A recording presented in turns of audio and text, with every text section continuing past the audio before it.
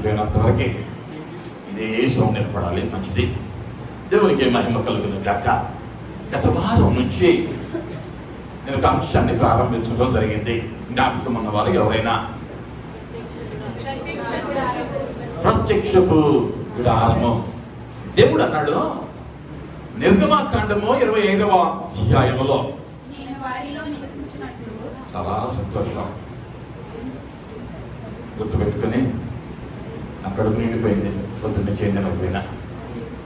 ఇది కదా మేము ఆశించేది. చదవండి. నేను వారిలో నివసించున్నట్లు వారు నాకు పరిశుద్ధ స్థలమును నిర్మింపవలెను. నేను నీకు కనబరచు విధంగా మందిరం యొక్క దాని ఉపకరణములన్నిటినీ రూపమును నిర్మింపవలెను. దేవుని నామానికి మహిమ కలుగును గాక. గత వారం తెలియజేశాం, ధ్యానించాం. దేవుడు మోషేను ఇంచుమించు 40 లక్షల మంది మీద నాయకునిగా నియమించాడు. 40 సంవత్సరాల పాటు నాయకునిగా నువ్వేనయ్యా అని చెప్పాడు.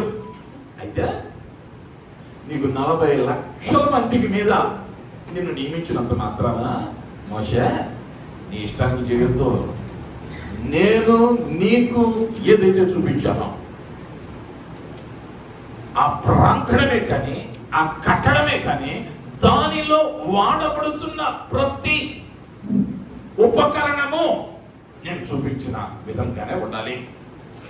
గత వారం కొన్ని అంశాలను మనం ధ్యానించాం.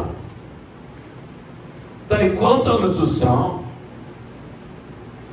అక్కడ ఎందుకు అసలు మందిరం కట్టమన్నాడు, అది ఎంత ఖర్చుతో కూడింది, ఆ ఖర్చును ఎలా ఆయన వారి దగ్గర ఉంచాడు అన్న విషయాలను మనం ధ్యానించాం. ఈరోజు ఇంకొక అడుగు ముందుకు వెళ్తా ఉన్నాం. ఈ మందిరం కట్టేటప్పుడు మొదటిగా మందిర క్రమాన్ని చూస్తే అతి పరిశుద్ధ స్థలము నుంచి కట్టుకుంటూ వచ్చాడు. అయితే మనం బయట నుంచి లోపలికి వెళ్దాం.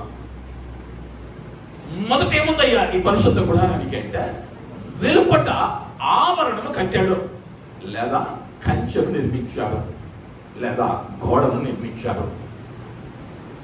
ఈ విషయాన్ని నిర్గమాకాండము 27వ అధ్యాయము 9 నుంచి 19 వచనాలలో దీనిని వ్రాయటం జరిగింది. అయితే ఈ వెలుపటి ఈ ప్రాకారం దాని పొడవు ఎంత ఉన్నదయ్యా అంటే, గత వారం విన్నాం, 100 మూరలు, వెడల్పు 50 మూరలు. 100 మూరల వెడల్పు, ఉత్తరము దక్షిణము 100 మూరలు 100 మూరలు. అదే విధంగా తూర్పు పడమరలో 50 మూరలు ఉన్నాయి. అయితే ఈ 100 మూరలు ఉన్నటువంటి భాగంలో 20 స్తంభాలు ఇటు, 20 స్తంభాలు ఇటు, వెనక వైపు ముందు వైపు 10 స్తంభాలను ఉంచమన్నాడు. ఈ స్తంభాలను తుమ్మకర్రతో చెయ్యమన్నాడు. మొత్తము స్తంభాల సంఖ్య 60గా ఉంటూ ఉన్నది. అయితే ఆ తుమ్మకర్రతో చేయబడినటువంటి స్తంభము యొక్క అడుగు భాగం ఇత్తడితో చేయమన్నాడు. ఇత్తడితో ఎందుకు చేయమన్నాడు అన్నది ముందు మనం గమనించబోతా ఉన్నాం. దాని పై భాగంగా వెండి కంకులను ఉంచమన్నాడు, వంగీలను, లేదా మనకు అర్థం అవ్వాలంటే హుక్ ఒకటి పెట్టమన్నాడు. అదే సమయంలో నేలలో ఇత్తడి మేకులను దిగగొట్టమన్నాడు. ఈ వెండి వంకి నుంచి ఈ ఇత్తడి మేకుకు తాడుతో ఆ స్తంభాలను బిగించారు. ఆ స్తంభాల పై భాగాన సన్నని నారతో దానికి ప్రహరీ కట్టమన్నాడు. మొదటిగా గమనిస్తే 27వ అధ్యాయం 9వ వచనములో మందిరమునకు ఆవరణము ఏర్పరచవలెను. కుడివైపున అనగా దక్షిణ దిక్కున ఆవరణముగా 100 మూరల 100 మూరల పొడుగు గలదై పేరిన సన్ననార యవనికల ఒక ప్రక్కకు ఉండవలెను. పేనిన సన్న నార. దేవుని నామానికి మహిమ కలుగును గాక. ఈ ప్రహరీ చుట్టూ ఏం చేయమన్నాడయ్యా మొదటగా అంటే పేనిన సన్న నార. ఆంగ్ల బైబిల్లో గమనిస్తే ఫైన్ లెనిన్ అని వ్రాయబడింది. అంటే శ్రేష్టమైనటువంటి లెనిన్. ఇది ఏ రంగులో ఉన్నదయ్యా అంటే తెల్లని వర్ణాన్ని కలిగినదిగా ఉంటూ ఉన్నది. ఈ యొక్క తెల్లని వర్ణముతో కూడినటువంటి ఈ గుడ్డను, ఈ సన్నని నారను ఈ స్తంభాల చుట్టూ ప్రహరీగా ఉంచమన్నాడు. ఇప్పుడు ఒకటి ఆలోచించాలి. ఈ యొక్క ప్రత్యక్ష గుడారము యొక్క నలుదిక్కులా కూడా 12 గోత్రాల వారు ఉన్నారు. ఒక్కొక్క వైపు 3 గోత్రాలు ఉన్నాయి. నలుదిక్కులా కలిపి 6,03,550 మంది 20 సంవత్సరాల కంటే పైబడిన వారు ఉన్నారు. వీరందరి గుడారాలను ఒక్కసారి గమనిస్తే ఏ గుడారము కూడా తెల్లగా లేదు, అన్నీ నల్లనివిగా ఉన్నాయి. వాటన్నిటి మధ్యలో ఒక తెల్లని ప్రాకారాన్ని ఆయన నిర్మించాడు. ఈ తెలుపు దేనికి సాదృశ్యంగా ఉన్నది అన్నది మనందరికీ తెలుసు. దేనికి సాదృశ్యం అయ్యా అంటే పరిశుద్ధతకు లేదా పరిశుద్ధాత్మకు ఈ తెలుపు సాదృశ్యంగా ఉన్నది. అయితే ప్రకటన గ్రంథములోనికి కనుక మనం వెళ్ళగలిగితే 19వ అధ్యాయం 7-8 వచనాలు. ప్రకటన గ్రంథం 19:7-8 వచనాలు. అప్పుడు గొప్ప జన సమూహము శబ్దమును ఆయనను స్తుతించుడి, గొర్రె పిల్ల వివాహ మహోత్సవ సమయము వచ్చినది, ఆయన భార్య తను తాను సిద్ధపరచుకుని ఉన్నది కనుక మనము సంతోషపడి ఉత్సహించి ఆయనను మహిమ పరచెదమని చెప్పగా వింటిని. మరియు ఆమె ధరించుకున్నటకు ప్రకాశమును నిర్మలము అయిన సన్నపు నారబట్టలు ఆమెకు ఇయ్యబడిన. దేవుని నామానికి మహిమ కలుగును గాక. హల్లెలూయా. గొర్రె పిల్ల మహోత్సవము జరుగుతున్నది, వివాహ మహోత్సవం. ఈ వివాహ మహోత్సవం ఎవరెవరికయ్యా అంటే గొర్రె పిల్ల అయినటువంటి క్రీస్తుకు, వధువు అనబడిన సంఘానికి వివాహం జరగబోతా ఉంది. ఈ వివాహ మహోత్సవంలో పెండ్లి కుమార్తెకి ఇవ్వబడినటువంటి వస్త్రం ఏమిటయ్యా అంటే సన్నపు నార బట్ట. ఈ వస్త్రం లేకపోతే పెండ్లిలోకి ప్రవేశం లేదు. ఈ తెల్లని వస్త్రం లేకపోతే పెండ్లిలోనికి ప్రవేశం లేదు. యేసుక్రీస్తు వారు కూడా ఒక పెండ్లి విందును గూర్చి ఉపమానం చెబుతూ ఒకరిని చూసి అన్నమాట, నీవేళ పెండ్లి వస్త్రము లేక విందులో ప్రవేశించావు, వీనిని కాళ్ళు చేతులు కట్టివేసి చీకటి గదిలో త్రొసివేయమని యేసు చెప్పాడు. అంటే గొర్రె పిల్ల వివాహ మహోత్సవానికి సాదృశ్యంగా లేదా ప్రభువుతో నిత్యము జీవించేటువంటి అనుభవానికి ఈ గొర్రె పిల్ల వివాహం తర్వాత ఏం జరిగిందయ్యా అంటే నిత్యము ఆయనతో ఉండబోతూ ఉన్నది వధువు. అంటే ఈ వివాహ మహోత్సవంలో తెల్లని వస్త్రం అంటే చిరకాలం ఎవరితో ఉంటున్నావయ్యా అంటే పరిశుద్ధుడైన దేవునితో నివాసం ఉంటా ఉన్నాం. అయితే ఇప్పుడు జరుగుతున్న కార్యం ఏంటయ్యా అంటే యెషయా గ్రంథంలో 64వ అధ్యాయము 6వ వచనంలోనికి వచ్చేసరికి మేమంతరమును అపవిత్రుల వంటి వారమైతిమి, మా నీతి క్రియలన్నీ మురికి గుడ్డవలే నాయను. చాలా యెషయా భక్తుడు మాట్లాడుతూ ఉన్నాడు, ప్రవక్త. ఇప్పుడు మాట్లాడిన ఆయన కూడా ఏమన్నాడంటే మేము అన్నాడంటే దానిలో ఎవరున్నారు? ప్రవక్త గారు కూడా ఉన్నాడు. అవునంటారా కాదంటారా? ఇప్పుడు మేమందరం అంటే దానిలో ఎవరున్నాను? నేను కూడా ఉన్నాను.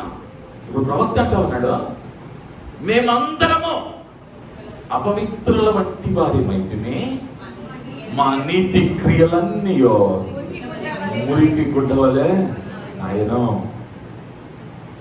ప్రవక్త అంతటి వాడే మా క్రియలు అవ్వ, మా నీతి క్రియలు. నీతి క్రియ అంటే మంచి క్రియలు. మా మంచి క్రియలన్నీ ఆయన ఎదుటి ఎలా ఉన్నాయి అంటే మురికి గుడ్డ వలె ఉన్నాయి. మరి ఈ మురికి గుడ్డతో ఉంటే వివాహ మహోత్సవములోనికి ప్రవేశము లేదు. ఈ వెలుపట ఉన్నటువంటి గుడారాలన్నీ కూడా నల్లనివిగా ఉన్నాయి. ఎప్పుడైతే ఈ పరిశుద్ధ స్థలములోనికి నీవు రావాలని ఆశపడ్డావో ఈ తెల్లని ప్రహరిని దాటే రావాలి. అంటే నీవు కూడా ఏమవ్వాలి అంటే ఆ పరిశుద్ధతలోనికి రావాలి.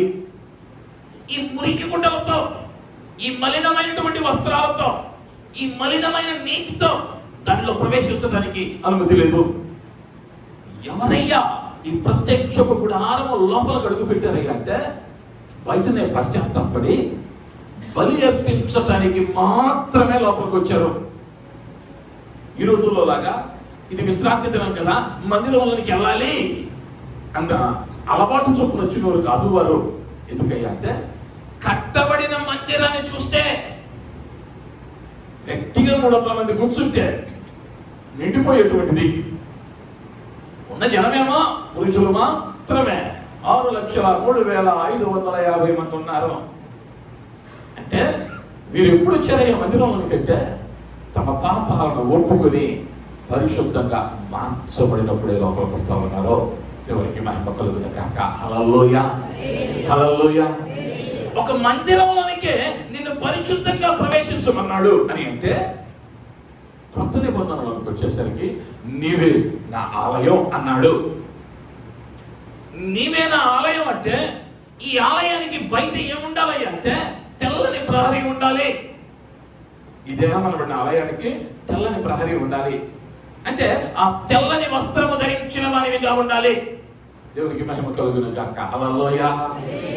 తెల్లని వస్త్రం ఖచ్చితం, తెల్లని వస్త్రం ఖచ్చితం అన్నాడు కదా అని వెళ్తా రామరాజు కాటం పంచులు దోతీలు తెల్లనివే అమ్మబడినాం. వెళ్ళేసి 4 దఫలు కొనుక్కొని రేపు నుంచి చేసుకుని తిరగొద్దాం. తెల్లనిది బయటకు కాదు కావాల్సింది. అంతరంగం ఎలా ఉండాలి అంటే పరిశుద్ధమైనదిగా ఉండాలి. అంతరంగం కల్మషము లేనిదిగా ఉండవలసిన అవసరం ఎంతైనా ఉన్నది. ఎహెజ్కేలు గ్రంథంలో 18వ అధ్యాయం 5 నుంచి 9 వచనాలు రాసుకొని ఇంటికి వెళ్ళాక చదవండి. అక్కడ నీతిమంతునికి ఉండేటువంటి 17 లక్షణాలు చెప్పబడతాయి. ఎహెజ్కేలు గ్రంథం 18వ అధ్యాయం 5 నుంచి 9 వచనాలలో 17 లక్షణాలు చెప్పబడ్డాయి. నీతిమంతుడు అనబడిన వానికి ఉండేటువంటి లక్షణాలు. నీతిమంతుడైన వారిలో మాత్రమే పరిశుద్ధుడైన దేవుడు నివాసం చేస్తాడు. ఆ 17 కార్యాలు నీలో ఖచ్చితంగా ఉండాలి. ఈ 17 కార్యాలు ఉంటేనే నువ్వు దేనిగా మార్చబడతావయ్యా అంటే ఒక ప్రత్యక్ష గుడారముగా దేవుడు నివసించు ఆలయముగా నువ్వు మార్చబడతావు. పాస్టర్ గారు 15 దాకా వచ్చానండి, 16 దగ్గరలో ఉన్నానండి. కుదరదు. 17 ఉండాల్సిందే. 17 ఉంటేనే ఆయన ఏం చెప్తాడు అంటే నీలో ఉంటాడు. ఆ తర్వాత గలతీయులకు రాసిన పత్రిక 5వ అధ్యాయము 19 నుంచి 21 వరకు చదివితే అక్కడ మరి ఒక 17 కార్యాలు చెప్పబడ్డాయి. అవేంటయ్యా అంటే శరీర కార్యాలు. ఇందాక చెప్పిన ఎహెజ్కేలు గ్రంథంలో చెప్పిన 17 ఖచ్చితంగా ఉండాలి. ఈ గలతీయులకు రాసిన పత్రిక 5వ అధ్యాయంలో చెప్పిన 17 ఉండకూడదు. గలతీయులకు రాసిన పత్రికలో చెప్పబడినటువంటి 17 ఉండకూడదు. గలతీయులకు రాసిన పత్రిక 5వ అధ్యాయం 19 నుంచి 21 వచనాలలో దీర్ఘ 1కి 10 సార్లు ఇంటికి వెళ్ళాక చదవండి. వీటిలో ఏదైనా ఇందాక 16 ఉన్నా కూడా నువ్వు పనికిరావు అన్నా. ఇప్పుడు ఈ 17లో ఒక్కటున్నా నువ్వు పనికిరావు. ఈ 17లో ఒక్కటున్నా కూడా నీకేం లేదయ్యా అంటే ఆయన అక్కడ నివసించడు. మోషే ఖచ్చితంగా చెప్పాడు, సన్నని నారను మాత్రమే వాడు మోషే. ఈ సన్నని నార నా యొక్క వివాహ మహోత్సవానికి సాదృశ్యం, నా పరిశుద్ధతకు సాదృశ్యం. పరిశుద్ధపరచబడటానికి లోపలికి రావాలి తప్ప మరి దీనికి లోపలికి ప్రవేశింపబడటానికి అవకాశం లేదు. ఈరోజు ఆలోచించుకుందాం. మందిరాలకు వస్తూ ఉన్నాం, దేవుడు మనతో ఉన్నాడు అని అనుకుంటూ ఉన్నాం. మన నీతి క్రియలు మురికి గుడ్డల వలె ఉన్నాయా, తెల్లనివిగా ఉన్నాయా? మురికి గుడ్డల వలె ఉంటే ఈ దినమే క్రీస్తు రక్తంలో అవి కడగబడాలి. కడగబడితేనే, క్రీస్తు రక్తంలో కడగబడితేనే అవి తెల్లనివిగా మార్చబడతాయి. వివాహ మహోత్సవములో పెండ్లి కుమార్తెకి ఇవ్వబడిన వస్త్రం తెల్లనిది. ఆ తెల్లని వస్త్రంతో ఆ పెండ్లి కుమారుడైన క్రీస్తుని ఎదుర్కొనటానికి సంఘం ఏం కావాలి అంటే సిద్ధంగా ఉండాలి. ఆ 17 నీతిమంతులకు ఉండవలసిన లక్షణాలు ఖచ్చితంగా నీలో ఉండాలి. ఎవరైనా అయ్యా 15 వస్తే చాలు, 14 వస్తే చాలు అన్నారంటే నమ్మొద్దు. నా దేవుడు ఏం చెప్పినా సంపూర్ణాన్నే కోరుకున్నాడు తప్ప గోడ మీద పిల్లలు ఆయనకి అక్కర్లా. ఎందుకయ్యా అంటే ఆయనలో ఆయన అన్నాడు, ఇలా నాలో దోషమున్నదని, పాపమున్నదని ఎవడైనాను నిరూపించగలడా? Open challenge. ఇలా కూడా అంటున్నాడు, ఈయనలో దోషం కనిపించలేదు. కానీ మీరు అడుగుతున్నారు కాబట్టి, ఈయన నిర్దోషి కానీ మీరు అడుగుతున్నారు కాబట్టి నేను మీకు అప్పగిస్తున్నా అని తన చేతులు అడుగుతున్నాడు. ఆ పరిశుద్ధి రూపంలోనికి నువ్వు మార్చబడాలి. ఆ తెల్లని వస్త్రాలు నువ్వు ధరించాలి. అప్పుడు మాత్రమే ఆ పరిశుద్ధుడైన దేవుడు ఇశ్రాయేలు జనము మధ్యలో నీకు దిగి వస్తానని మాట ఇచ్చాడు. నీ జీవితం కూడా తెల్లనిదిగా మార్చబడితేనే, ఆ రూపాంతరపు అనుభవంలోకి వస్తేనే. ఇది కొంచెం కష్టమే. మీకు ఇళ్ళలో అలవాటు, రంగు బట్టను ఒక రకంగా ఉతుకుతారో, తెల్లని బట్టను అవునంటారా కాదంటారా, లేదా అన్ని కలిపి కొట్టేస్తారా? వేరుగానే ఉతుకుతారా? ఎందుకంటే ఈ తెల్లని దాని మీద ఏదైనా చిన్నది మరకున్నా ఎలా కనిపిస్తుంది అంటే స్పష్టంగా కనిపిస్తుంది. నీ జీవితం పరిశుద్ధతలోనికి మార్చబడుతున్న కాదు ఏమైతాయి అంటే పాపం అన్నది ఏదో నీకు స్పష్టంగా కనిపించింది. మురికి గుడ్డగా ఉన్నంత కాలం స్పెయిన్ పట్టేసుకొని వెళ్తున్నావు, రోడ్డు ప్రక్కన బండి వెళ్తా, వర్షం పడ్డ నీళ్ళు వాడు స్పీడ్కి వెళ్ళాడు అనుకో, ఆ బురద పట్ట కూడా పెద్దగా పట్టించుకో, ఏమైందిలే ఉతకాల్సిందేగా. అదే తెల్ల పట్ట మీద పిల్లవాడు ఆడుకుంటా చాక్లెట్ ఎట్ట పోస్తే ఎంత కోపం వచ్చింది, తట్టుకోలేవు. ఎందుకంటే ఇది కనిపిస్తూ ఉంది. నీ హృదయం ఎలా మార్చబడాలి అంటే తెల్లనిదిగా మార్చబడాలి. శరీర క్రియలలో ఏ 0.5 కూడా నీలో ఉండకూడదు. 17లో కొంచెం అండి అప్పుడప్పుడండి అసూయపడతానండి, అప్పుడప్పుడండి చూడకుండా చూస్తూ ఉంటానండి, అప్పుడప్పుడండి వెళ్ళకుండా చోటకి వెళ్తానండి. నీతిమంతులు ఉండాల్సిన 17 లక్షణాలు ఖచ్చితంగా ఉండాలి. అప్పుడే నీవు నీతిమంతునిగా మార్చబడతావు. ఆ పరిశుద్ధపు ప్రహరీ నీ హృదయానికి కంచెగా మొదటిగా నాటాలి. అప్పుడే నీ హృదయం చుట్టూ ఆ తెల్లని కంచె నాటబడిన తర్వాతే లోపలికి ప్రవేశం. రెండవదిగా మనం గమనిస్తే ఆ తెల్లని ఆ ప్రహరీకి అటు 20 ఇటు 20 ముందు వెనక 10 స్తంభాలను పెట్టమన్నాడు. ఈ స్తంభాలను తుమ్మకర్రతో చేయమన్నాడు. ఎందుకు తుమ్మకర్రను దేవుడు ఎంచుకున్నాడయ్యా అంటే, తుమ్మకర్ర ఏ ఉష్ణ దేశమునందైనా, అంటే వేడి ఎక్కువగా ఉండే దేశంలోనూ చలి ఎక్కువగా ఉండే దేశంలోనూ, ఇంకో మాటలో చెప్పాలి అంటే ఎక్కడైనా దొరికేది. ఈ చెట్టు కసింద చెట్టు జాతికి చెందినది. ఈ కసింద జాతి చెట్టు ఎక్కడైనా దొరికింది. అంత మాత్రమే కాదు, ఈ చెట్టు ఏమవుదయ్యా అంటే తొందరగా పాడైపోదు. ఈ చెట్టు ఒకవేళ భూమిలో ఉన్ననో ఎండిపోయినను ఇది తొందరగా మిగిలిన చెట్ల వలె చెదలు పట్టడమో కుళ్ళిపోవడమో జరగదు. అంత మాత్రమే కాదు, ఎక్కడైనా దొరికితే, ఏ వేడిలోనైనా బ్రతికితే, ఎటువంటి పరిస్థితులైనా తట్టుకొని నిలబడగలిగింది. ఇది గట్టిది, బలమైనది. అందుకనే దేవుడు ఈ తుమ్మకర్రను ఎంచుకున్నాడు. అలాగే నీ జీవితం ఎలా ఉండాలయ్యా అంటే, నువ్వు ఏ స్థలంకి వెళ్ళినా నీ రూపం మారకూడదు, నీ బలం తగ్గకూడదు, ప్రక్కన వాని బలం నీ బలహీనత కాకూడదు.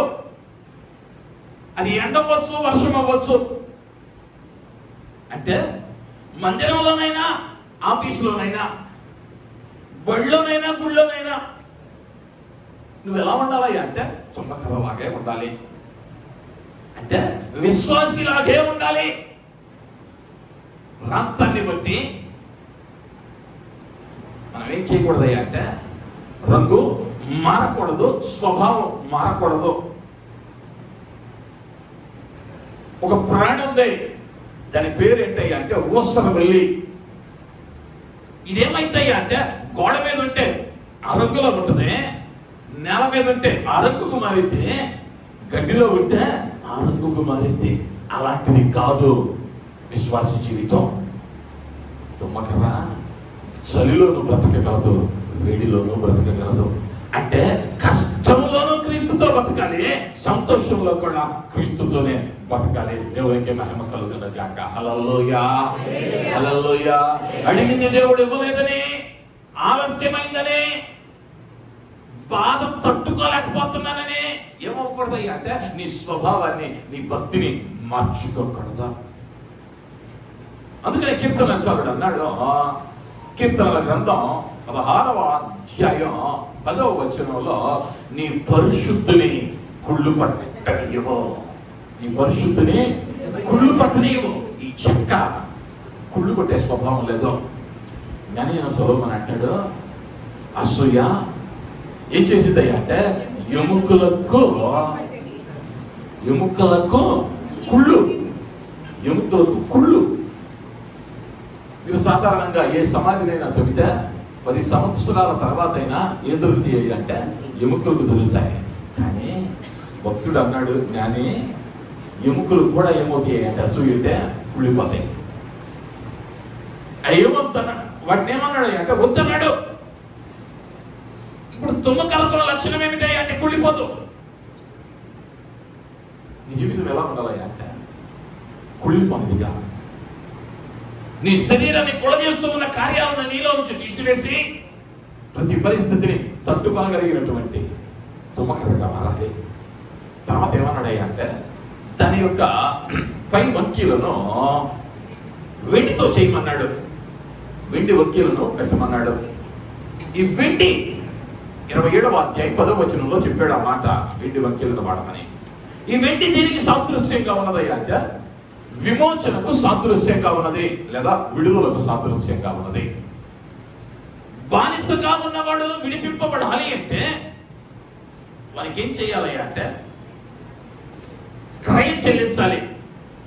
అది ఎంత అన్నది నిర్గమాకాండంలో గమనిస్తే 30 వెండి నాణ్యాలు ఒక బానిస యొక్క వెల.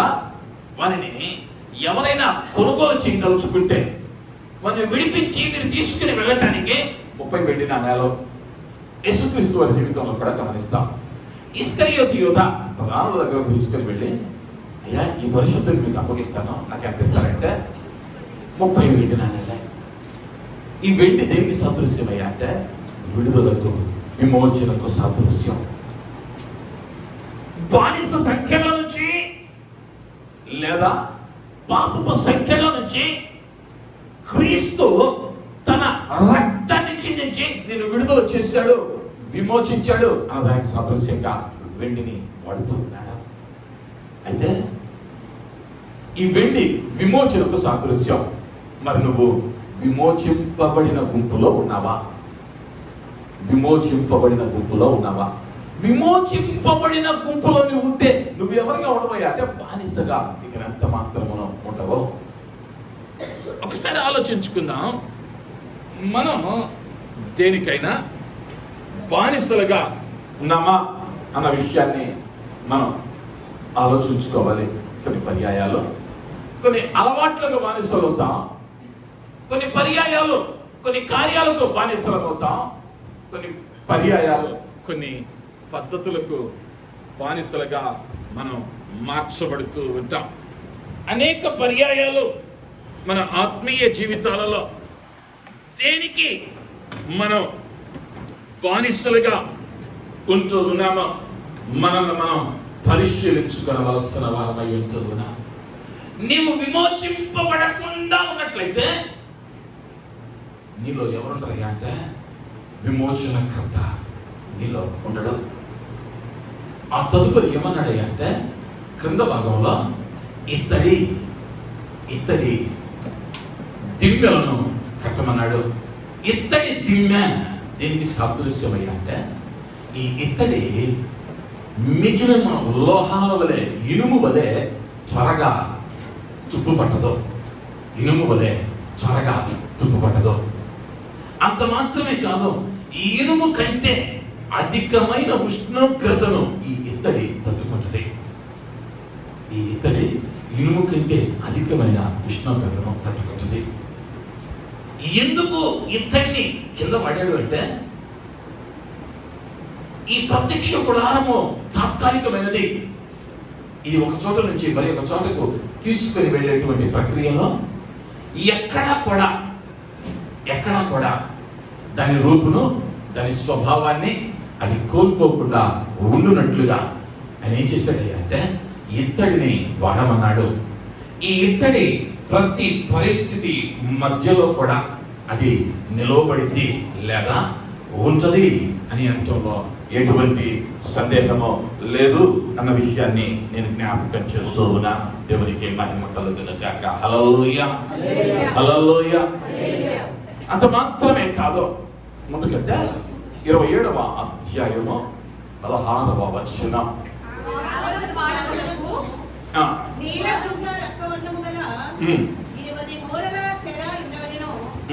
చాలమ్మా, ద్వారం గురించి చెబుతూ ఉన్నాడు. కట్టబడిన మందిరం ఎంతమంది కోసమయ్యా అంటే 40 లక్షల మంది కొరకు. 40 లక్షల మంది ఉన్నారు చరిత్రకారుల ఆధారాల ప్రకారం. మగవారు 20 సంవత్సరాల పైబడిన వారు మనం గమనిస్తూ ఉన్నట్లుగా 6,03,550 మంది. ఇంతమందికి మందిరం కడుతుంటే ద్వారాలు ఎన్ని పెట్టాడయ్యా? ఎన్ని ద్వారాలు ఉన్నాయి అక్కడ? ఒక్కటే ద్వారం. ఎన్ని ద్వారాలు? ఒక్కటే ద్వారం. మరి అంతమంది క్రౌడు ఎలాగయ్యా? ఒకటే ద్వారం. దేవుడు ప్రతి దానికి ఒక మర్మాన్ని ఉంచాడు. ఈ ద్వారం 20 మూరల వెడల్పుతో కట్టమన్నాడు. ఈ ద్వారం యొక్క తెర 4 రంగులను అక్కడ సూచిస్తా ఉన్నది. ఆ రంగులు వివరాలు మనం ముందు గమనించబోతూ ఉన్నాం. అయితే ఈ ద్వారం ఏంటి అంటే ఒకటే ద్వారం. ఇక ఆ ద్వారం తప్ప ఎవడను లోపలికి ప్రవేశించలేడు. లోపలికి ప్రవేశించకపోతే ఏంటయ్యా జరిగేది అంటే వాడి పాపాలు క్షమించబడవు. ఎందుకయ్యా అంటే బలిపీఠము అనబడినది లోపల ఉన్నది. ఈ లోపలికి వెళ్ళాలంటే ఈ మార్గం గుండానే వాడు దాటి వెళ్ళాలి.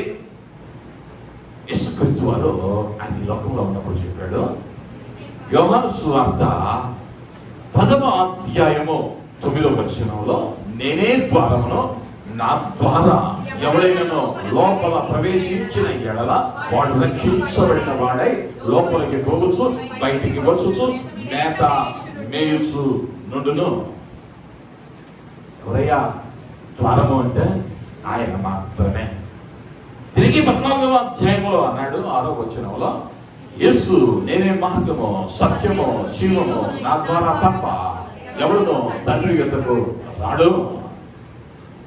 నువ్వు పరదేశంలో ప్రవేశించాలి అంటే, లేదా ఆ ప్రత్యక్షపు గుడారములోనికి వెళ్ళాలి అంటే ఆ ఒక్కటై ఉన్న ద్వారము గుండా మాత్రమే వెళ్ళాలి.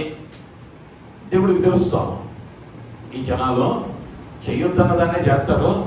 ఎందుకయ్యా అంటే మొదట ఆయన ఆదాం గారు పడి అదే, మొదట ఆదాం పడి అదే వద్దు అన్న దగ్గరికి వెళ్ళాడు, తిన్నాడు, పాపంలో పడ్డాడు, బయటపడ్డాడు. అందుకనే దేవుడు ఏం చేశాడయ్యా అంటే, వీళ్ళు ఏం చేస్తారయ్యా అంటే ఎవడన్నా బలి అర్పిస్తుంటే ఎగిరెగిరి చూపుతారేమో అని దాన్ని ఎత్తే పెట్టాడయ్యా అంటే 5 మూరలు, అంటే 7.5 అడుగుల ఎత్తు. అంటే ఎవడన్నా చూడటానికి కూడా అవకాశం లేదు, లేదా హై జంపులు పోలి జంపులు చేస్తామంటే కూడా అవకాశం లేదు.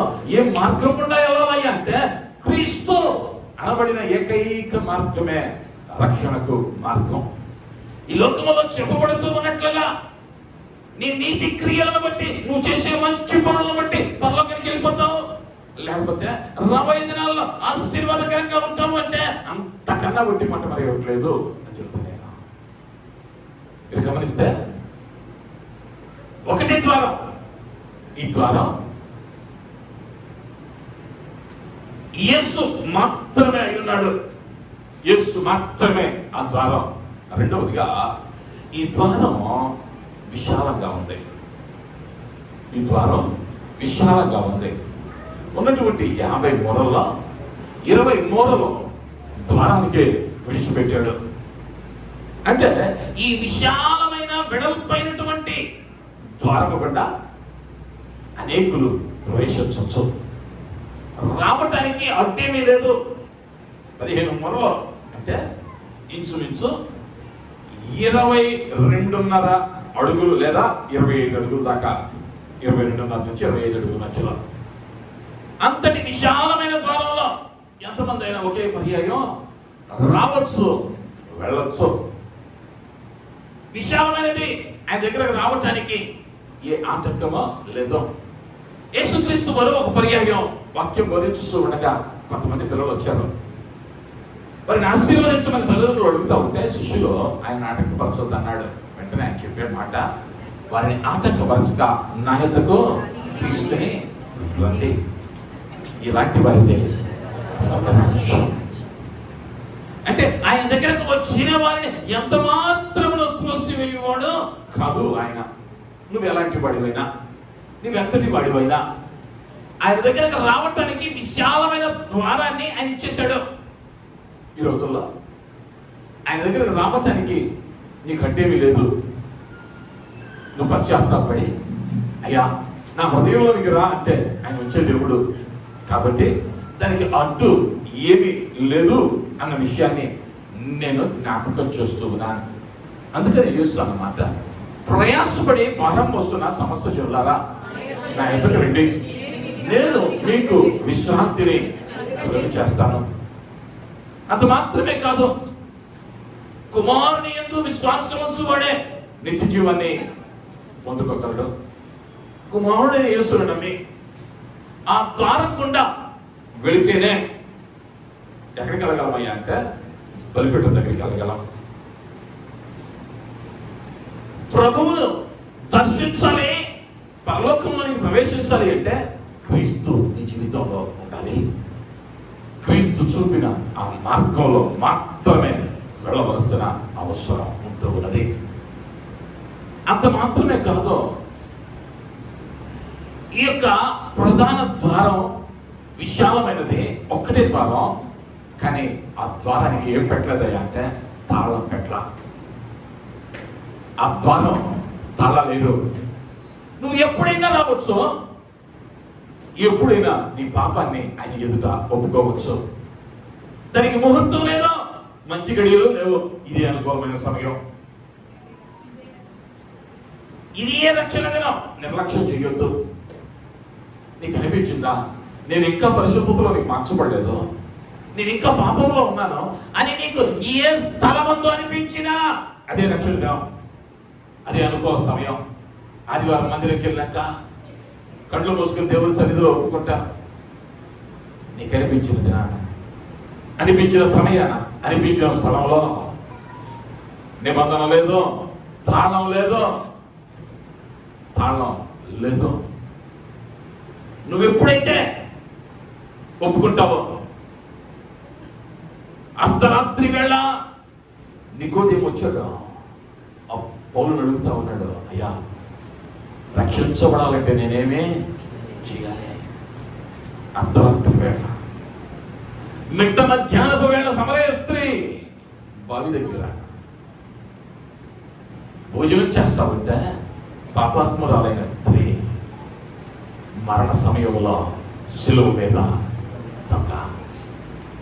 అంటే నువ్వు ఏ సమయంలోనైనా రావచ్చు, ఏ స్థితిలో నుండైనా రావచ్చు. ఆయన దగ్గర రావటానికి అడ్డుగా తాళం ఏమీ లేదు.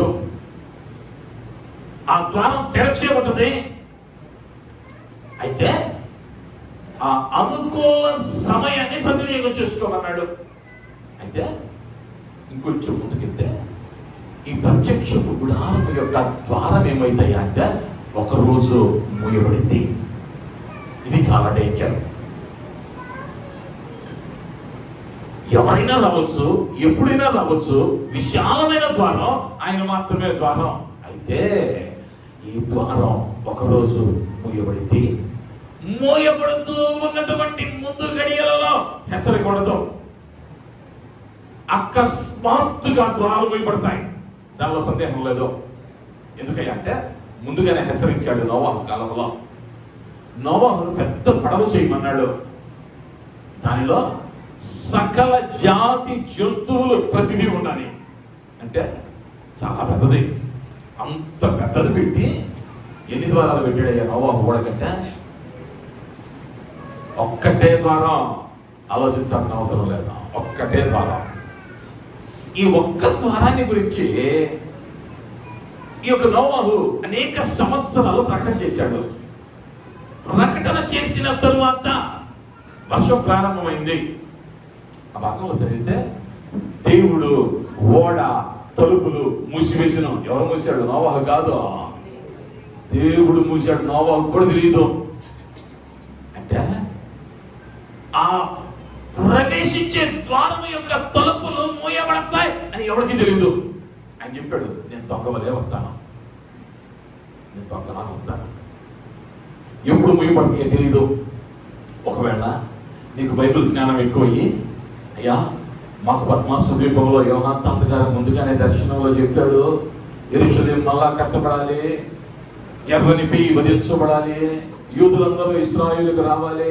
ఒక్క క్షణం చాలు నా దేవునికి. హల్లెలూయా, హల్లెలూయా. ఒక్క దినంలో సూర్యుడిని చంద్రుడిని చేసినోడు ఒక్క దినంలో మందిరం కట్టలేడంటే కట్టలేడా? ఒక్క దినంలో సూర్యుడిని చంద్రుడిని చేశాడు. ఈరోజు టెక్నాలజీ ఎలా పెరిగిపోయింది అంటే మన కళ్ళ ముందే చూస్తున్నాం. 24 hours లో బిల్డింగ్ నిర్మించేస్తున్నారు, ముందుగానే కట్టేస్తున్నారు, తీసుకొచ్చి బిగించేస్తున్నారు. ఇశ్రాయేలు టెక్నాలజీ అన్ని దేశాల కన్నా అత్యాధునికమైన టెక్నాలజీ. నువ్వు అనుకున్నట్లు సంవత్సరాలు పట్టదా. రాత్రికి రాత్రి ప్రారంభిస్తారు, తెల్లారేసరికి అయిపోయింది. నువ్వు నిద్రలో ఉంటావు, బోర్ అవుతాడు. ఇటల్లా అంత చెప్పరా ద్వారం ప్రస్తుతానికి తెలుసుంది. అది మొయ్యబడక మునిపే నువ్వు ఎక్కడ ఉండాలి అంటే ఓడలో మనకు రావాలి. తర్వాత కొంతమంది ఉన్నారు పెళ్లి విందు కొరకు పెళ్లి కుమారుని ఎదుర్కోవడానికి 10 మంది కాసుకొని ఉన్నారు. వీరిలో 5 సిద్ధపడ్డారు, 5 సిద్ధపడలా. పెళ్లి కుమారుడు వచ్చేసాడు. మీరు ఎదురు చూస్తుంటే ఎవరు అన్యుల కోసం కాదు, పెళ్లి కుమారుని కోసం ఎదురు చూస్తున్నారు. అంటే దేవుని ఎరిగిన జనాంగం. కానీ 5 ఏం చేశారు అంటే జ్ఞానం కలిగి తమ దివిటీలు వెలుగుతూ ఉండనిచ్చారు. కొందరి దివిటీలు ఆరిపోయినాయి, నూనె లేదు, నిద్రపోయారు. సర్దుకొనవలసిన వేళ, కనిపెట్టవలసిన వేళ నిద్రలోనికి జారుకోవటం వల్ల పెళ్లి కుమారుడు వచ్చాడన్న కేక వినపడగానే భర్తపై దగ్గరికి వెళ్ళారు నూనె తెచ్చుకోవటానికి. ఈ లోపు ఏమైందయ్యా అంటే ఈ 5 లోపలికి వెళ్ళారు. ద్వారము మూయబడింది. వీళ్ళు వెళ్ళే వాళ్ళకి చెప్పాల, మీరు వెళ్తున్నారు అబ్బాయి, మీరు వచ్చేసరికి తలుపు వేసేస్తాను అని చెప్పలా. ఒకవేళ చెప్పుంటే, అయ్యా దీపాలు లేకపోయినాయి, మన లోపలికి రాని కాళ్ళ ఏళ్ళ పడేవాళ్ళు. ఇప్పుడు అక్కడ అంటాడు, మీరెవరో నాకు రేపదే. ద్వారం మూయబడిన తరువాత నేను మందిరానికి క్రమంగా వెళ్తాను, ఉపవాసం ఉంటాను, దశమ భాగం ఎత్తాను, కానుకెత్తాను, ప్రతిదానిలో ప్రభువుకు భాగం ఎత్తాను. నువ్వెవరో నాకు తెలియదు. ఏదో ఒక రోజు ఆ ద్వారం మూయబడితే, మూయబడిన తరువాత ప్రలాపించి ఉపయోగం లేదా? దేవుడు నీకు ఓపిక ఇచ్చినప్పుడే, నీ దీపం ఆరిపోకముందే. పెద్దలు అంటారు, దీపం ఉండగానే ఇల్లు చక్కబెట్టుకో. ఓపిక ఇచ్చాడు దేవుడు. మనం ఏమనుకుంటామయ్యా అంటే, బ్రదర్ ఈ వయస్సులో కాకపోతే ఏ వయస్సులో ఎంజాయ్ చేద్దాం? అవునా కదా? ఈ వయస్సులో కాకపోతే ఏ వయస్సులో ఎంజాయ్ చేద్దాం? ఈ వయస్సులోనే మా లోకం వెంబడి తిరిగి 60 ఏళ్ళు వచ్చినాక 4 మెట్లు ఎక్కేసరికి ఆయాసం వచ్చి, 2 చప్పట్లు కొట్టేసరికి కిళ్ళ నొప్పులు వచ్చి, పెద్దగా హల్లెలూయా అంటే ఆయాసం అంటే ఇన్హేలర్ తీసుకొని బైబిల్ చదవమంటే కలసోడు ఎక్కడ ఉందో ఎత్తుకునే వయసులో నువ్వు వచ్చి ఉపయోగం ఉందా? నేను కనుక ఒక మంచి రాయల్ ఎన్ఫీల్డ్ 350cc ఎవడో పనికిరాదని స్క్రాప్లో వేసాడు. ఆ స్క్రాప్లో వేసిన బండి తీసుకొచ్చి నీకు ఇచ్చాను అనుకో, ఏమంటావు? చాలా థ్యాంక్స్ పాస్టర్ గారు, భలే బైక్ ఇచ్చావు, రేపు నీకు దిమ్మె తిరుగుతానంటావా? పనికిరాదు ఇది కదండి ఆ మొదలేశారా? పనికి వచ్చి దిక్తే వాడుకుంటాం. నువ్వు స్క్రాప్ అయిపోయింది కదా, దేవుడికి ఎందుకు? అవునా కదా? ఇదే సమయం నీ యవన కాలంలోనే నువ్వు దేవుని కొరకు నిలువబడిన దినాలలోనే పాపమును ద్వేషించి పరిశుద్ధతలో నిలువబడగలిగిన ఈ సమయంలోనే నువ్వెవరికి కావాలయ్యా అంటే, నా దేవునికి కావాలి. ఇప్పుడు ఆలస్యం చేస్తున్నావు అనుకో, ఇప్పుడు అశ్రద్ధ చేస్తున్నావు అనుకో, ద్వారం మూయబడితే బహు ప్రమాదం. చాలా పర్యాయాల్లో అధికంగా వాక్యం తినేయటం, లేకపోతే పుట్టుకలో నుండి క్రైస్తవ్యంలో ఉండటం వల్ల హృదయాలు ఏమైపోయినాయి అంటే, వాత వేయబడి స్పర్శ తెలియట్లా.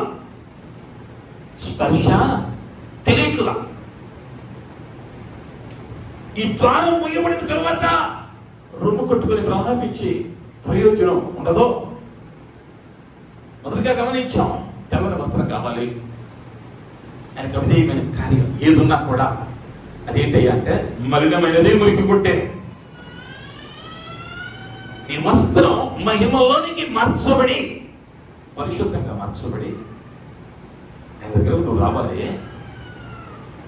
వెండి విమోచనకు, ఇంతటి స్థిరత్వానికి, న్యాయ తీర్పుకు సూచన యేసు మాత్రమే మార్గము. ఆ మార్గం విశాలమైనది, నువ్వు ఎప్పుడైనా రావచ్చు. అయితే ఒక విషయం, ఆ ద్వారం ఒకరోజు అకస్మాత్తుగా మూయబడింది. అది నువ్వు ఊహించిన రీతిగా కాదు. నా తలంపులు నీ తలంపుల వంటివి కావు, నా ఉద్దేశాలు నీ ఉద్దేశాల వంటివి కావు. నువ్వు మ్యాథమెటిక్స్ లో టాప్ అని, ఇది జరగటానికి ఇంత, ఇది జరగటానికి ఇంత అని నువ్వు వర్ణించవచ్చు, వివరించవచ్చు. నా ప్రభువుకి క్షణమాత్రములో కార్యాలను చక్కబెట్టగలిగిన వాడే ఉన్నాడు. ప్రభువుకి మహిమ కలుగును గాక. హల్లెలూయా, హల్లెలూయా. ఈ యొక్క ప్రత్యక్ష గుడారమును కట్టాడు. ఒకటే ద్వారం ఉంది. అయితే ఈ ద్వారము ఏ వైపున ఉన్నది అన్న విషయాన్ని గమనిస్తే 27వ అధ్యాయము 13 నుంచి 17 వచనాలలో దానిని మనం గమనిస్తాం. ఈ ద్వారము తూర్పు వైపున ఉన్నది. ఈ ద్వారం తూర్పున ఉన్నది.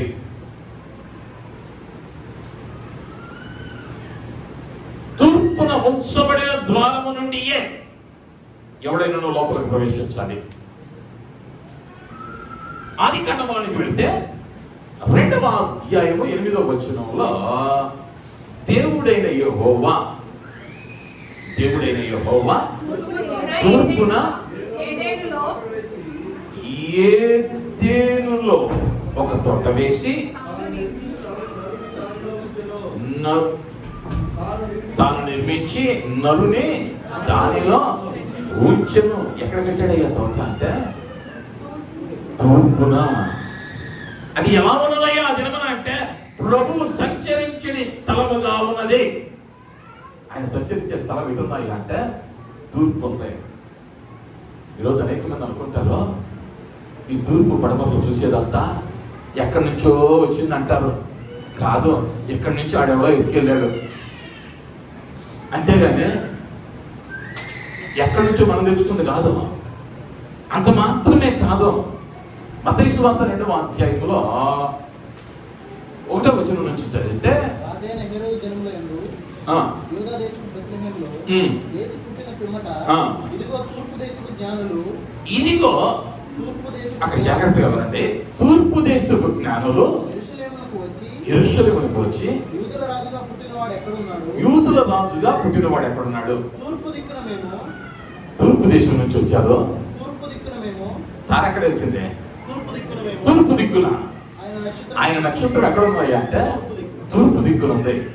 ఆయనను వెతికే వారు ఏ దిక్కు నుంచి వచ్చారయ్యా అంటే తూర్పు వైపు నుంచి వచ్చారు. తెలుగులో ఆ తూర్పు క్రీస్తును సూచిస్తూ ఉన్నది. నేను మొదటి భాగంలో చెప్పా. ఈ యొక్క ప్రత్యక్షపు గుడారము ద్వారములకు ఎదురుగా ఎవరు నుంచాడయ్యా అంటే 3 గోత్రాల నుంచాడు. వీరిని ఏమన్నాడంటే లేవీయులు అన్నాడు, వీరిని యాజకులు అన్నాడు. అంటే దేవుని పని జరిగేటువంటి ద్వారం ఎటుంచాడయ్యా అంటే తూర్పు. అంత మాత్రమే కాదు, మలకీ గ్రంథం 4వ అధ్యాయం 2వ వచనంలో చదివితే నా నామమందు భయభక్తులు గలవారకు మీకు నీతి సూర్యుడు ఉదయించును, అతని రెక్కలు ఆరోగ్యము కలుగ చేయును. చాలండి. సూర్యుడు ఎటు ఉదయిస్తాడు? సూర్యుడు తూర్పునే ఉదయిస్తాడు. అంటే ఈ తూర్పు దేశమందు తూర్పు దిక్కున కనిపించిన క్రీస్తు నక్షత్రం నీకేమిచ్చింది అంటే ఆరోగ్యాన్ని ఇచ్చింది, వెలుగిస్తుంది, నిన్ను బలపరిచింది. తూర్పు దిక్కున ద్వారం పెట్టడం వెనక ఉన్న ఉద్దేశం ఏంటయ్యా అంటే ఆయనే ఆ ద్వారం అన్నది మిగిలిన గ్రంథాలలో కూడా బయలుపరిచాడు. దేవునికి మహిమ కలుగును గాక. హల్లెలూయా, హల్లెలూయా. ఆ యొక్క ద్వారానికి మనం ఇంతకు ముందు చదివాం. ఏమన్నాడయ్యా అంటే 4 రంగులను అక్కడ మనం గమనిస్తాం. ఆ వచనాన్ని నీల ధూమ్ర రక్త వర్ణములు గల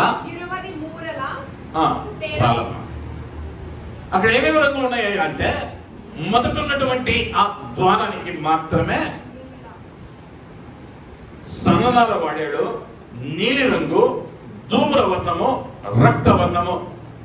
సన్ననార ఇంతకు ముందే చదివాం, ఇది తెలుపు రంగుది, పవిత్రతకు నీతిని సూచిస్తూ ఉన్నది.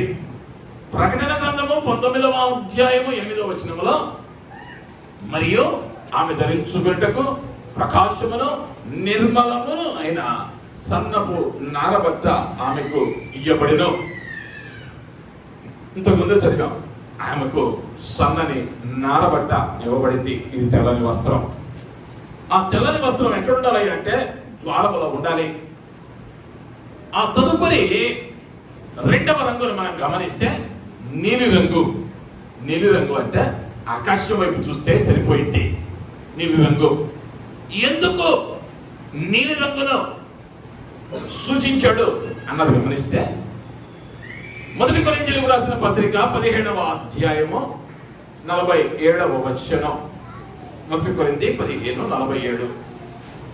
మొదటి మనుష్యుడు భూసంబంధి అయి మంటి నుండి పుట్టినవాడు, రెండవ మనుష్యుడు పరలోకము నుండి వచ్చును. దేవుని నామానికి మహిమ కలుగును గాక. హల్లెలూయా. పరలోకము పైనున్న లోకము ఏ రంగులో ఉన్నదయ్యా అంటే నీలి రంగులో ఉన్నది. అక్కడ నుండి ఎవరు రాబోతూ ఉన్నాడయ్యా అంటే మహిమ కలిగిన దేవుడు రాబోతూ ఉన్నాడు. కాబట్టి ద్వారానికి ఏం పెట్టమన్నాడయ్యా అంటే నీలి రంగును ఉంచమన్నాడు. తదుపరి రంగు ఏమయ్యా అంటే ధూమ్రవర్ణము అన్నాడు.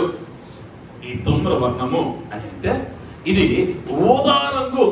ఈ ఊదా రంగు ఎలా వస్తుందయ్యా అంటే నీలి రంగు, రక్తవర్ణము ఇవి రెండు కలిపితే ఈ ధూమ్రవర్ణము లేదా ఈ యొక్క ఊదా రంగు కలుగుతుంది అన్న విషయాన్ని జ్ఞాపకం చేస్తూ ఉన్నాను. ఈ ఊదా రంగు దేనికి సూచన అని అంటే రాజరికానికి సూచన. ఈ ఊదా రంగు రాజరికానికి సూచన. న్యాయాధిపతుల గ్రంథంలో మనం గమనిస్తే 8వ అధ్యాయము 26వ వచనం. మిద్యాను రాజుల ఒంటి మీదనున్న చంద్రహారములు కర్ణభూషణములు ధూమ్రవర్ణ బట్టలు కాకను. రాజులు ధరించేటువంటి వస్త్రం ఏమిటయ్యా అంటే ధూమ్రవర్ణము. రాజరికానికి గుర్తుగా. ఎందుకయ్యా అంటే ఆయనే రాజు, ఆయన పరిశుద్ధుడు, తెల్లనిది. ఆయన పైనుంచి వచ్చేవాడు నీలిరంగు, ధూమ్రవర్ణము. ఆయన రాజు. ఎందుకయ్యా అంటే యోహాను సువార్తల 19వ అధ్యాయంలో 2-3 వచనాలలో యేసుక్రీస్తు వారిని సిలువ వేస్తూ ఆయన తల మీద కిరీటం ఉంచి ఊదారంగు వస్త్రములు ఆయనకు తొడిగించి, దేవునికి మహిమ కలుగును గాక. ఎవరికయ్యా ఊదారంగు బట్టలు ధరిపి చేస్తారు అంటే రాజులకు మాత్రమే. ఈ ఇశ్రాయేలు జనాంగం, ఈ యూదా జనాంగం ఆయన సిలువకు అప్పగిస్తూ ఉన్నప్పుడు ఆయన యూదుల రాజుని అంగీకరించి ఆయనకి ఏం చేశారయ్యా అంటే వారు హేళన చేస్తూ ఉన్నాం అని అనుకున్నారు, కానీ ప్రవచనాలను నెరవేర్చారు. ఊదారంగు వస్త్రములు రాజులు ధరించే వస్త్రాన్ని ఆయనకు వస్త్రంగా ఇచ్చారు. ఆయన తల మీద కిరీటం ఉంచారు. అంత మాత్రమే కాదు, మత్తయి సువార్త 28వ అధ్యాయం 18వ వచనములో అయితే యేసు వారి యొద్దకు వచ్చి పరలోకమందును భూమి మీదను నాకు సర్వాధికారం ఇవ్వబడినది, నేనే రాజును. దేవునికి మహిమ కలుగును గాక. హల్లెలూయా. నేను ఎవరినయ్యా అంటే సర్వాధికారిని. దానికి సాదృశ్యంగా ఈ ధూమ్ర వర్ణపు రంగును ఆ తెర మీద ఉంచమంటూ ఉన్నాడు. అయితే చివరిగా రక్తవర్ణాన్ని గమనిస్తాం. ఈ రక్తము బలికి సాదృశ్యం. ఈ రక్తము బలికి సాదృశ్యం. మార్కు సువార్త 10వ అధ్యాయం 45వ వచనాలను మనం గమనిస్తే మనుష్య కుమారుడు పరిచారం చేయించుకుంటూ రాలేదు కానీ పరిచారం చేయుటకును అనేకులకు ప్రతిగా విమోచన క్రయధనముగా తన ప్రాణము ఇచ్చుటకు వచ్చిన నేను. దేవుని నామానికి మహిమ కలుగును గాక. హల్లెలూయా. ఆయన ఈ లోకములోనికి రాకముందే నేనే పరిశుద్ధునిగా పరము నుండి రాజుగా వచ్చి నేనేమో పోతున్నానయ్యా అంటే నీ కొరకు బలి ఇవ్వబోతా ఉన్నాను అన్నది ఎక్కడ చూపించాడయ్యా అంటే ప్రత్యక్షపు గుడారము ద్వారములోనే పరిచయం చేశాడు. దేవునికి మహిమ కలుగును గాక. హల్లెలూయా. హల్లెలూయా. ఈ ప్రత్యక్షపు గుడారము ద్వారము, దాని యొక్క ప్రహరిని మనం గమనించాం. చివరిగా ఈ ప్రత్యక్షపు గుడారము ద్వారానికి 4 స్తంభాలను వాడటం జరిగింది. ఈ 4 స్తంభాలు దేనికి సాదృశ్యమయ్యా అంటే నలుదిక్కులకు సాదృశ్యం. భూమి మీద ఉన్నటువంటి 4 దిక్కులకు ఇది సాదృశ్యం. అంటే సార్వత్రికతకు, అంటే సర్వ మానవాళికి ఈయనే దేవుడు, ఇదే మార్గం అన్నది సూచించినట్లుగా సార్వత్రికతకు సూచనగా ఉన్నటువంటి 4 దిక్కులు లేదా 4 సంఖ్యలు ఆయన నియమించాడు. ఎందుకయ్యా అంటే ఆయన తప్ప వేరొక దేవుడు లేడు, ఆయన ద్వారా తప్ప పాప క్షమాపణ లేదు. వాటిని ఖచ్చితంగా తెలియచేయటానికే ఆ 4ను ఆయన వాడాడు. 24వ అధ్యాయం మత్తయి సువార్తలోని చూస్తే, మత్తయి సువార్త 24:31. మరియు ఆయన గొప్ప బూరతో తన దూతలను పంపును. వారు ఆకాశం యొక్క ఈ చివరి నుండి ఆ చివరి వరకు నలుదిక్కుల నుండి ఆయన ఏర్పరచుకున్న వారిని పోగు చేయును. ఈ 4 దేనికయ్యా అంటే 4 దిక్కులకు సాదృశ్యం, సార్వత్రికతకు సాదృశ్యం. ఆయన ఏం చేస్తాడయ్యా అంటే తన దూతలను పంపి తన వారిని ఏం చేస్తాడయ్యా అంటే ఏర్పరుచుకుంటాడు. అంత మాత్రమే కాదు, పేతురు గారు ఒక దర్శనాన్ని చూశాడు అపోస్తల కార్యముల గ్రంథంలో 10వ అధ్యాయము 11వ వచనానికి రాగలిగితే, ఆకాశము తెరవబడుటయో 4 చెంగులు పట్టి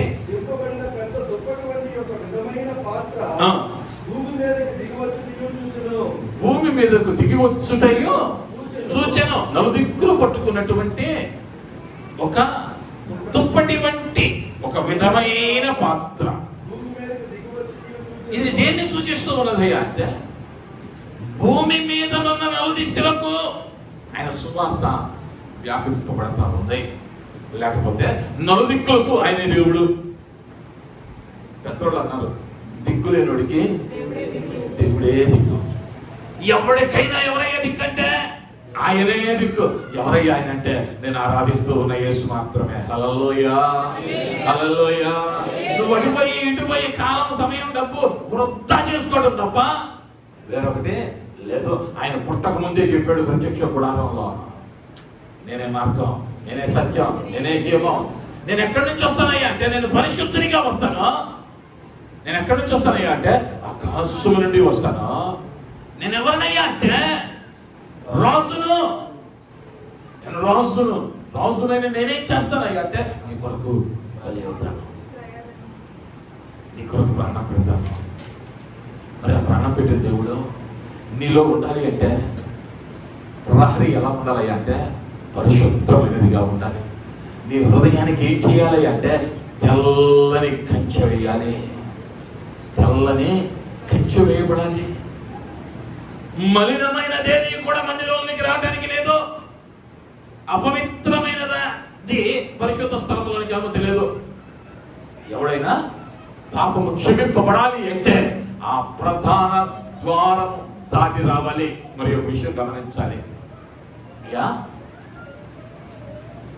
ఎవరైనా వాళ్ళ కోసమా, అన్న కోసమా, తాత కోసమా, మామ కోసమా ఇంకొకటి రావటానికి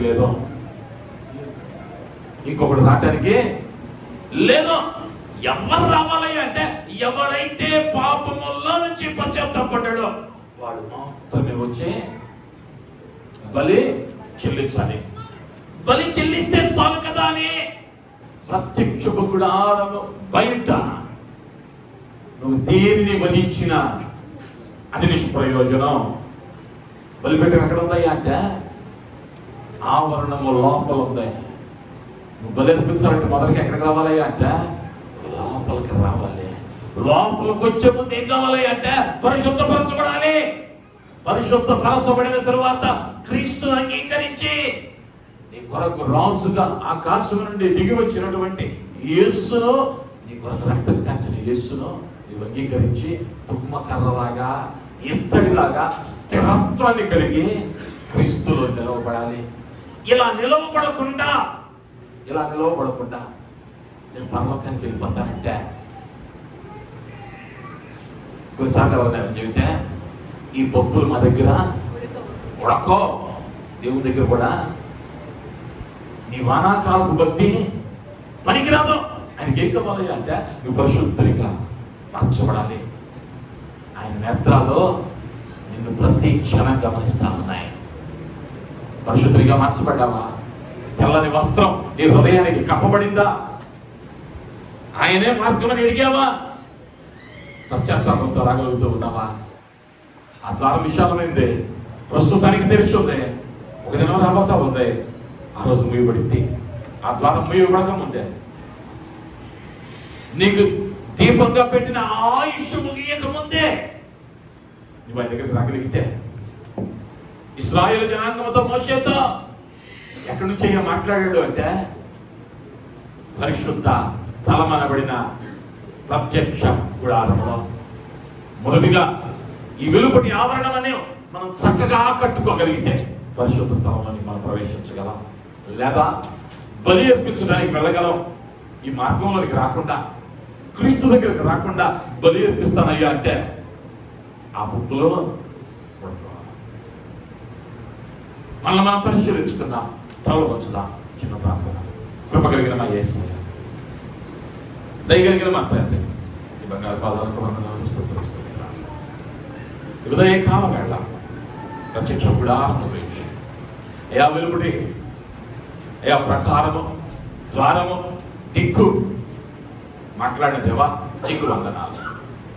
అయ్యా మేమును పరిశుద్ధతను ఇచ్చిన వారంగా అయ్యా నీవు మాత్రమే మమ్మల్ని రక్షించుటకు మార్గమని ఎరిగి నీలో నాటబడిన వారముగా, నీలో అంటుకట్టిన అనుభవములనికి వచ్చే వారముగా మా ప్రతి ఒక్కరిని మీరు మార్చమని మలచమని, నీ దైవికమైన దీవెన ఆశీర్వాదంతో తృప్తిపరచమని, నీలో ఫలించడి వారిగా, నీ చేత ఆశీర్వదింపబడిన వారిగా నన్ను, మమ్మల్ని, మా అందరినీ మీరు మార్చమని మలచమని యేసు నామములో అడుగుతున్నాము తండ్రి. ఆమేన్. ఆమేన్.